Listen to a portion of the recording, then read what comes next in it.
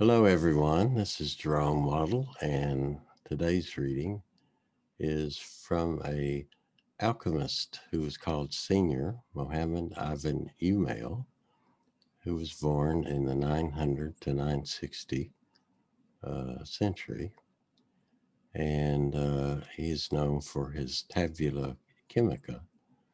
And so, if you don't know, the alchemists were some of the first chemists, and but they also wrote from another level, which was kind of allegorical, and their symbols had different meanings.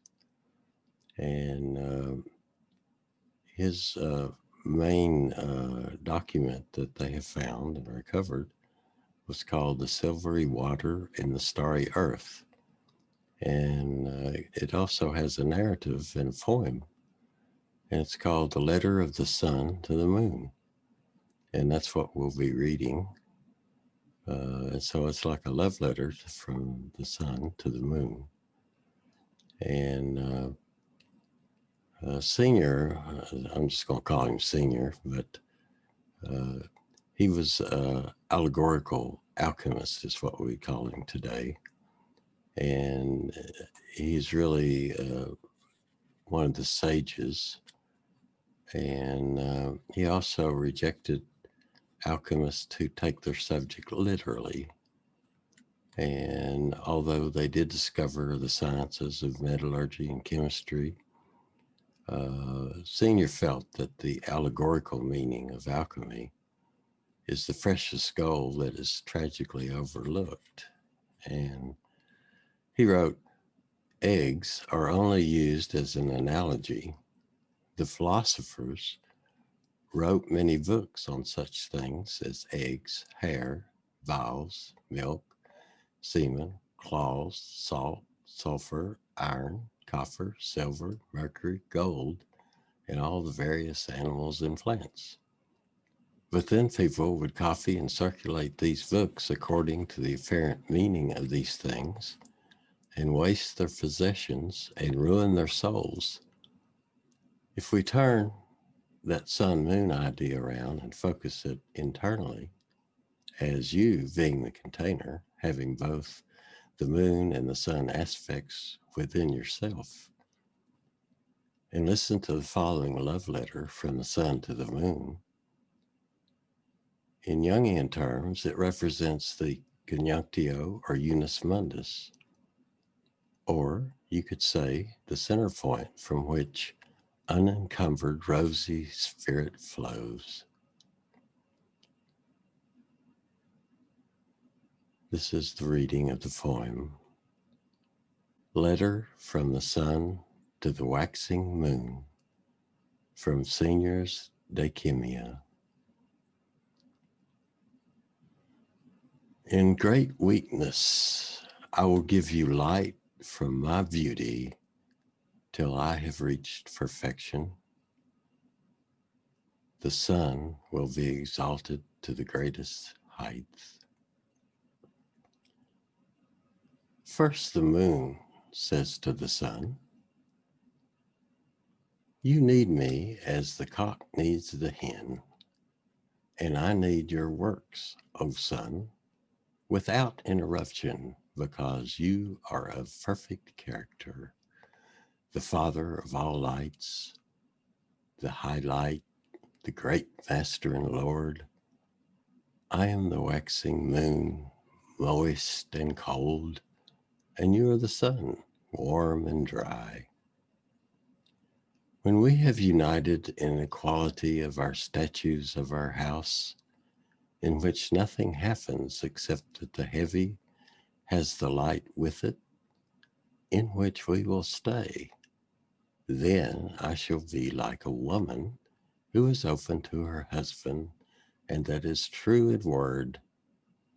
And when we have been united, staying in the belly of this closed house, then I will receive, by flattering you, your soul, and you will take away my beauty, and through your closeness, I will become thin, and we will be exalted in spiritual exaltation or heightened in a spiritual exaltation.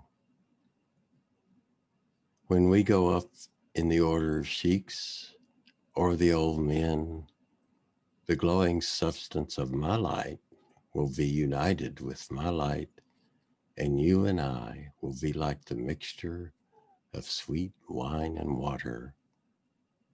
And I stop my flow, and afterwards I will be wrapped up in your blackness, and that will have the color of black ink.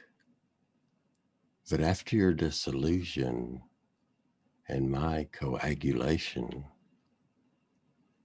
when we have entered the house of love, my body will coagulate, and I will be in my emptiness. To this the sun replies,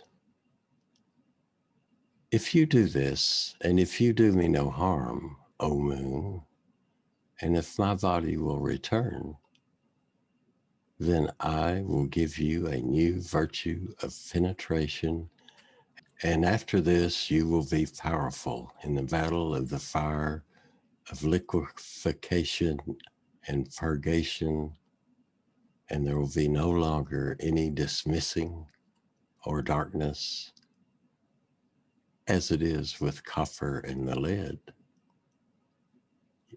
And you will not fight me anymore, because you will not be rebellious anymore. Blessed is he who thinks about my words. My dignity will not be taken away from you, and will not become cheap. As a lion will not become cheap, being weakened by the flesh. The lion here is another image for the sun. But if you follow me then, I will not deny you or take away from you the increasing of the lead. But then my light will be extinguished, but they will take from the copper of my pure body and from the fatness of the lead by verifying the syllogism of their weight, but without goat's blood, and then will make a distillation between what is false and what is true. I am the hard, dry iron. I am the strong ferment. Every good thing is in me. The light of the secret of secrets is generated through me, and every active thing is my action. What has light is created in the darkness of the light. Everything that shines has been created in the darkness. But after I have been led to perfection,